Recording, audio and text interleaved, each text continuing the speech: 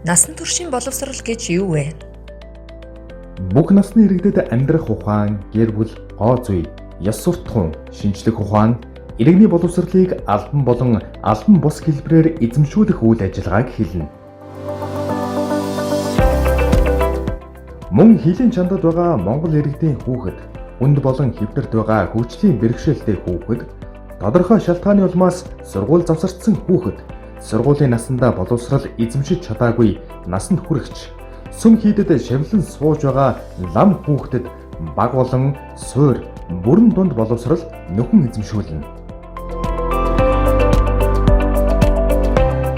Насан туршийн боловсролын үйлчилгээ ямар хэлбэртэй байдаг вэ? Бид насан туршийн боловсролыг танхимын, зайны, гэрийн болон ажлын байран дээрх сургалт, үйл ажиллагаа байдлаар эзэмшүүлнэ. Насан туршийн боловсролын үйлчилгээг хэн зохион байгуулдаг вэ? Монгол улсын хэмжээнд нийслэлийн 9 дүүрэг 21 аймгийн төвд насан туршийн боловсролын төв, бүх суманд насан туршийн боловсролын багш ажиллаж байна. Мөн боловсрол соёл, шинжлэх ухаан, спортын яамны харьяа, насан туршийн боловсролын үндэсний төв үйл ажиллагаа явуулж байна. Бид хэнтэй хамтран ажилладаг вэ? Бид насан туршийн боловсролыг эрүүл мэнд, хөдөлмөр, нийгэм хамгаалал, соёл, эдийн засаг, хууль эрх зүй, гадаад харилцаа, хэвлэл мэдээлэл, байгаль орчин зэрэг салбарын төр, иргэний нийгэм, олон улсын байгууллага, иргэдтэй хамтран зохион байгуулдаг.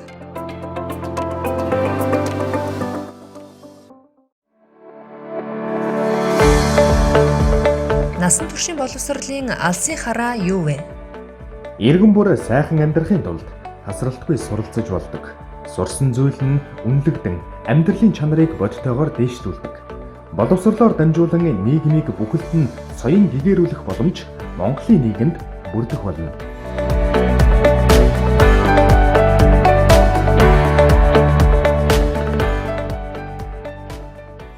Сайн байцгаана уу? Та бүхэндээ санхүүгийн боловсролын агуулгын хүрээнд хуримтлал тэл хичээлийг хүргэж байна. Анхаарлаа хандуулаарай. Тэгэхээр бид бүхний амьдралд маш олон асуудал тохиолдог. Мөн түүнээс үүдэлтэй санхүүгийн бэрхшээлүүд ч бас тохиолдож байдаг. Тэгэхээр хэрвээ бид хуримтлалтай бол энэ асуудлыг бүрэн дүүрэн шийдвэрлэх боломжтой гэдгийг бид маш сайн мэддэг. Түүнчлэн сүүлийн жилүүдэд иргэд маань хуримтлал үүсгэх, хадгаламжтай болох дадал хвшлийг өөрсдөө бий болгосоор байна. Тэгэхээр бүгдээрээ Монгол банкны 2019 оны тайланд дурдсан нэгэн тоо мэдээлэлтэй танилцъя. Уг тайлангаас үзэхэд сүүлийн 4 жилд иргэдийн хадгаламжийн тоо маш сайн өссөн байна. 2019 онд гэхэд одоогийн байдлаар 3,246,547 хадгаламжийн данс бий болоод байгаа юм байна. Та ч гэсэн хуримтлуулахыг хүсэж байгаа гэдэгт итгэлтэй байна. Тэгэхээр өнөөдрийн хичээлээр та хуримтлуулах аргыг мэдэж амьдралдаа хэрэгжүүлэх чадварыг эзэмших болно. Тэгэхээр хуримтлалаа эхлүүлэхийн тулд танд хэд хэдэн чухал зүйлс хэрэгтэй. Үүнд хуримтлалын зорилго, хуримтлалын төлөвлөгөө, ач холбогдол болон хуримтлалын зарчмын талаар бид бүхэн мэдэх ёстой. За тэгэхээр энэ талаар илүү дэлгэрэнгүй мэдээлэл авахар зочин багшгаа урья. Санхүүгийн боловсролын олон улсын сурагч багш Оюн Чимэг. За баярлалаа ах トゥ яа. Хуримтлуулах бол маш чухал зүйл ээ. Хуримтлуулах заавал шаардлагатай гэдгийг мэдээд байгаа хэрнээ хүмүүс маань мөнгө хуримтлуулж чадахгүй байна. Тэгвэл энэ дээр бид нар одоо арга зааж өгөх гэж байна л да. За, зорилготой хуримтлал аривжиж хуримтлагддаг байх нь байна. Хэрвээ хуримтлал маань зорилгогүй байх юм бол хамгийн ихний шаардлагаар л ийм ч юмд хэрэг боллоо, тийм ч юмд хэрэг боллоо гэж хамгийн ихний шаардлагаар зарцуулагддаг байх нь. Яг хөө жишээ дурдъя л да. Ерөнхийдөө дийлэнхтэй манай иргэд банкнд очиод хадгаламж нээлгэж байгаа байдлыг харж байхад за нэг ер нь хэдэн цаас ба гар дээр байгаад байна. За энийг үрчихгүй тулд нэг хадгаламжийн дансанд хийчихье гэсэн тийм зорилготойгоор очиж хуримтлалаа нээлгэж явах жишээтэй. Тэгвэл юуны төрөнд хуримтлуулах гэж байгаа хүн бол яг юунд зориулж ямар хугацаатай ямар хэмжээтэй хуримтлал хийх гэж байгаа юм бэ гэдгээ төлөвлөж жагаад дараа нь хуримтлуулах нэ. Ер нь бол санхүүгийн боловсролд иргэд маань хамгийн багадаа 4 төрлийн хуримтлалтай байх зохимжтой гэж үздэг. Нэгдүгээрт өөрийгөө идэвхжүүлэх буюу өөрийгөө идэвхжүүлэх, хөгжүүлэх чиглэлээр жижиг хэмжээний зорилготой тийм хуримтлал байх нь. Жишээлбэл өөрийнхөө хобби байж болно. За өөр бие бэлдраа хөгжүүлэх байж болно. За найзын төрсөн өдөрч байж болно. Өөр ямар нэгэн entertainment үйл ажиллагаач байж болно. За дараагийнх нь гинтийн хэрэгцээнд зориулсан.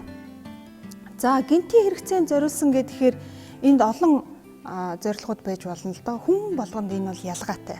За жишээд өрдөө. За гинт одоо гэрт томоохон хэмжээний цахилгаан хэрэгсэл эвдэрчлээ. За энэ асуултыг жишээлбэл сургалт хийж байхад хүмүүсээсээ ингээл асуухаар одоо яах вэ гэлдэг. Зээл аавна, лизинг аавна гих мэтчлэнгээр хариулдаг.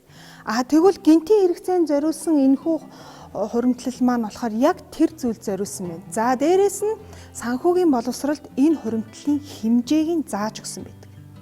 Ямар хэмжээтэй вэ гэхээр таны сарын орлогыг 3-аас 6 дахин нэмэгдүүлсэн хэмжээтэй байвал зохимжтой гэж үздэг. Яагаад тэгж вэ гэхээр хэрвээ таны орлого тасарсан тохиолдолд ямар нэгэн байдлаар хүний орлого тасарч болох болно.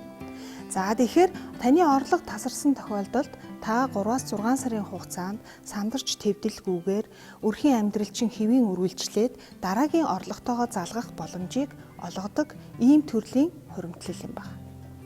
За дараагийнх нь ойрын ирээдүйд зориулсан. За хүн болгонд энэ ойрын ирээдүйн хугацаа ялгаатай. Хүн болгонд мөн ойрын ирээдүйд зориулж байгаа зорилго нь бас ялгаатай байх жишээтэй. За жишээлбэл юу гэж болох вэ? За аялалд явах гэж байгаа тийм ээ. Жуулчлах, гэр бүлээрээ аялах, зугаалах. За өөр орон байр байж болно. Наад хэрэг байж болно. Гих мэдчлэн хүмүүс одоо залуучууд бол сургалтын төлбөрөө ч гэсэн цуглуулах гэж болно. Гих мэдчлэн ийм нэг төрлийн зорилготой хуримтлал байх нь. За хамгийн сүүлийнх нь болохоор хэтийн ирээдүйд гэж байгаа. Дийлэнхтэй энэ дотор нэг хуримтлалыг авч үздэг. Энэ бол тэтгэврийн хуримтлал буюу өндөр наслахад хэрэглэхэд зориулттай хуримтлал байх ёстой гэж үздэг. За жишээлбэл бас энэ дээр ийм байж болно. Залуу гэр бүлүүд бага насны нялх хүүхэдтэй тэгвэл тухайн тэр хүүхдийнхаа бүр мэрэгжил эзэмших, ихтэй сургууль сурах сургалтын төлбөрийг хуримтлуулах гэвэл энэ маань бас хэтийн ирээдүйд бас орж болно. Ер нь бол ийм дөрвөн төрлийн хуримтлалтай байх ёстой гэж үздэг. Гэхдээ энээс дээшээ бол хичнээн төрөл байж болно. За бас нэг асуудал байна. За хуримтлалаа эхлэхгүй байгаа хүмүүст бол ингээд зориг тавиад эхлэх юм бол хуримтлуулах эхлэлээ тавьж чаддаг юм а гэдэг талаар бид нар ярьчлаа. Тэгвэл бас нэг ийм асуудал байна. Тодорхой хэмжээгээр хуримтлал эхэлсэн боловч ерөөсөө нөгөөх нь арвиждаггүй. Тавьсан зорилгодоо хүрдэггүй. Ийм тохиолдол маш их байна. Тэгвэл энэ дээр ямар арга байдаг вэ гэхээр энэ хуримтлалын төлөлгөөгүй байсантай холбоотой байна. Хуримтлалын төлөлгөө гэдэг маань юу хэлээд байна гэхээр за одоо минь харагдаж байна. Хамгийн нэгдүгээр төлөлгөө гэдэг зүйл маань яах нь вэ? Зорилготой байх нэ. Тэгэхээр зорилгоо цаг хугацааны хувьд эренблээд хамгийн чухлаасаа эхлээд зорилгоо тавих нь. За тэгээд зорилго гараад ирэнгүүт ер нь бол шаардлагатай мөнгөний хэмжээг тодорхойлох бол хэлбэр хаа. За яг аялал жуулчлалд явах гэж байгаа тохиолдолд бол тодорхой хэмжээний тооцоолол хийж агаад хэмжээгээ гаргах байна. За тэгээд дараа нь төлөвлөгөө гэдэг зүйл маань хугацаатай байдаг. Хэрвээ та төлөвлөгөөндөө хугацаа тавихгүй бол магадгүй тэр маань 40-50 жилийн дараа биелж магадгүй. Хугацаа бол төлөвлөгөөнд маш чухал. За хуримтлуулах хугацаагаа тавьчихна. Ингээд хуримтлуулах хугацаагаа тавьсны дараа тогтмол хуримтлуулах дүнгээ бол за хүн болгон ялгаатай. За цалингийн орлоготой тогтмол сар бүр орлого орж ирж байгаа хүн бол тэр орлогоосоо сар бүр хийдэг ч гэдэг юм 14 хоногт нэг удаа гэх юмчлаа. Тэрнээс гадна удирдлагын орлоготой хүмүүс байдаг. Тийм хүмүүс бол удирдлагын яг үедээ хийх. За одоо юу гэдгийг долларын мөнгнөөс хийнх гэж төлөвлөж болно шүү дээ. За тэгээд хамгийн сүүлд нь юу байдаг вэ гэхээр энэ маань миний орлогод эзлэх ямар хэмжээний хувь эзэлж байгаа юм бэ гэдгээ харах ёстой маа. Энэ бас үндэслэлтэй. За одоо ингээ банкнд хадгаламж нийлэх гээд очихоор юутайгаа очдөг вүлээ? Юу авч очих вүлээ гэж асуухаар иргэний үнэмлэхтэйгээ гэж хариулт. За мэдээж бүгд иргэнийхээ бичиг баримттай очино. Одоо тэгвэл та банкнд хадгаламжаа нийлэх гэж очиж байгаа бол юуны төрөнд өөрийнхөө зорилго төлөвлөгөөтэй очих нь байна. Ингээд зорилгоо банкны ажилтнанд танилцуулаад за би юу гэдгийг 3 жил 6 сарын дараа тэдэнд хөрөг хуримтлуулахаар зорилго тавьсан байна гэд банкны ажилтнанд өгөөд банкны ажилтан яах нь үндсэндээ яг тооцоолох мэргэжлийн ажлыг хийх нь шүү дээ. Та нар одоо ингээд хүүгийнхаа өгөөжийг тооцоод би сард хэдэн төгрөг хийх юм бол одоо тэдэн жилийн дараа тэдэн төгрөгтэй болох нь вэ? За энийг тооцоод надад хийгээд өгөө гэд. Ингээд банкны ажилтан таны зорилгод тохирсон хадгаламжийн бүтээгдэхүүнийг сонгож өгөөд ингээд хадгаламжаа нийлгэх нэ. Хуримтлуулах явцад үүсэх саад бэрхшээл гэж маш их байдаг. Иргэдийн дунд ч тэр ер нь хүмүүсийн дунд байдаг нэг зүйл бол олж байгаа орлого маань хэмжээндээ одоо ерөөсөө ингээд зарцуулаад дуусчаад байна. Ийм тохиолдолд бид нар яаж хуримтлуулах юм бэ? Энд чинь хүрэхгүй шүү дээ, тийм ээ? Бидний хэрэгцээнд хүрэхгүй байгаа тохиолдолд бид нар яаж хуримтлуулах юм бэ гэж маш их яригддаг. Тэгвэл одоо энэ дээр хуримтлуулах зарчим гэж зүйл байдаг. Ямар зарчмыг ашигладаг вэ гэхээр орлого орж ирмэгц эхлээд хуримтлуулна. Эхлээд хуримтлалтаа мөнгө ихнэ шүү дээ. Тэгээд дараа нь зарцуулна. Ийм зарчмаар байна. Төрөөнийхөө зорилго төлөвлөгөөний дагуу орлого орж ирмэгц хуримтлалтаа хийчгээд тэгээд дараа нь зарцуулах нэ. За энэн дээр үндэслээд хэмжээ хэлж өгье. Хувь хүний санхүүгийн боловсролд энд бүр хувь хэмжээг зааж өгсөн байдаг. Хэрвээ та тогтмол орлогынхоо 20-с багагүй хувийг хуримтлуулж явах юм бол санхүүгийн доктортой байдлаа хадгалж чадж байна гэж үздэг. Мөн цаашлаад нэмэлт орлогынхоо 50-аас багагүй буюу түүнээс дээш хувийг хуримтлуулах ёстой гэж үздэг.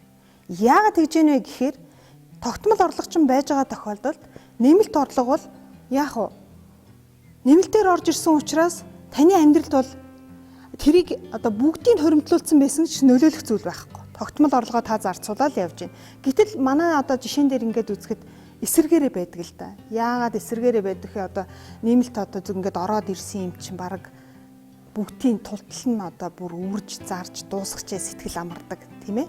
Тиймэрхүү жишээ бол байна. Уг нь бол бүр 50-аас дээш хувиар тэрнээс хуримтлуулах хэрэгтэй байдаг юм аа. За яагаад ингэж хувь хэмжээ яриад байгаагийн учир юу гэхээр ер нь бол хуримтлалт гэдэг зүйл маань орлогын хэмжээнээс хамаардгүй маа. Их орлоготой хүн ч гэсэн хуримтлуулахгүй байх тохиолдол байна. Та хэрвээ тогтмол орлогынхоо 20% буюу түүнээс дээш хуримтлуулж чадж байгаа юм бол та тухайн орлогынхаа хэмжээнд л амьдарч чадж байгаа учраас тэр орлогынхаа хэмжээнд л та санхүүгийн доктортой байдлаа хангаж чадж байгаа гэсэн үг байна. За бид нар орлогод эзлэх хувийн жинг энд байрлуулна гэж хэлсэн, тийм ээ. Тэгэхээр энэ зорилгоудаа бүгдийг тавьж байгаа төлөвлөөд гараад ирэнгүүт орлогод эзлэх хувийн жингээ нэмээд үзэхээр 20% хүрж явах юм бол, тийм ээ, 20% хүрж явах юм бол за би чинь санхүүгийн доктортой байдлаа өөр гэрийнхаа юуг хангаж чадж байгаа юм биш үү гэж үзэх нь байна. За ингээд ерөнхийдөө хуримтлуулах хэвшил тогттлоо хүн ямар аргууд хэрэгэлдэг, ямар шаттай амжилтлагатайгаар явж яж хуримтлуулагч болдсон бэ гэдгийг та бүхэнд товчхон тайлбарлаж өглөө. За ингээд анхны багшаагаа урья. Үн цэнтэй мэдээлэл өгсөн зочин багштаа маш их баярлалаа. Танд ажлын амжилт хүсье. За баярлалаа. Тэгвэл одоо бүгдээрээ зочин багшийнхаа зөвлөснөөр өөрсдийн жишээн дээр хуримтлалын төлөвлөгөөгөө боловсруулж үзцгээе. Тэгэхээр хуримтлалт хамгийн чухал нь юун түрүүнд та хуримтлалын зорилготой байх ёстой гэсэн зорилгоо хамтдаа тодорхойлъё. Дэлгэцэнд маш олон зорилгууд харагдаж байна. За жишээ нь гадаад хэлний сургалтанд хамрагдах, гэр бүлээрээ аялах, йогт явах, гинтийн эрсдэлд бэлэн байх, хүүхдийнхээ ирээдүйн боловсролд мөнгө хадгалах гэх мэтчлэн олон зорилгууд бид бүхэнд байж болно. За ингээд та зорилгоо тодорхой болгосон бол одоо уг зорилгыг биелүүлэхэд танд хичнээн төгрөгийн мөнгө шаардлагатай юм бэ гэдгийг тооцоолъё. Жишээ нь бүгдээрээ саяны зорилгоос нэг зорилгыг сонгон авъя. Ирэх зун гэр бүлээрээ аялах зорилго байж болно, тийм үү? За тэгвэл энэ зорилгот маань ойролцоогоор хэдэн төгрөг шаардлагатай вэ гэдгийг та тооцоолон бодох хэрэгтэй. За ойролцоогоор 1,500,000 төгрөгтэй байхад та аялах боломжтой байна гэж бодъё. Тэгвэл энэ мөнгөө хоримтлуулахад танд хичнээн хэмжээний хугацаа байна. За 15 сарын дараа би гэр бүлээрээ явна гэж бодож байгаа бол уг хугацаагаа тавьж өгөх нь. За тэгээд нийт мөнгөө бүрдүүлэхийн тулд сар бүр тогтмол та хэдэн төгрөгийг хуримтлуулах боломжтой вэ гэдгээ тогтооно. За энд жишээ нь 100,000 төгрөгийг сард та хуримтлуулснаар гэр бүлээрээ аялах хуримтлалаа бий болгох нь байна. За мэдээж энэ сар бүр хуримтлуулах хуримтлалыг хаанаас олох вэ? Их үүсвэр нь юу байх вэ гэдэг нь чухал байна. Тэгэхээр гэр бүлээрээ буюу өрхийн орлогоос та сар бүр 100,000 төгрөгөө хуримтлуулна гэж төлөвлөх нь байна. За ингээд та хуримтлалын зорилгоо тодорхойлчихсан, төлөвлөгөөгөө гаргачихсан. Одоо хуримтлуулж эхлэх хэрэгтэй болж байна. Хуримтлалын маань нэг чухал хэлбэр нь хадгаламж буюу банкны бүтээгдэхүүн байдаг. Тэгэхээр та хуримтлалынхаа зорилгод тохирсон хадгаламжийн бүтээгдэхүүнийг сонгон хэрэглэх боломж бас бидэнд байгаа. Мөн хүүхдүүд маань ч гэсэн өөрийн гэсэн хуримтлалыг бий болгох боломжтой. Тэгэхээр гахаандаа өдөр болгон өөрийнхөө зорилготой чиглэсэн мөнгөн дүнгээ хийгээд идэвхтэй тууштайгаар хуримтлуулаарай. Та ч гэсэн өөрийн хуримтлалын төлөвлөгөөг боловсруулж байгаа гэдэгт итгэлтэй байна.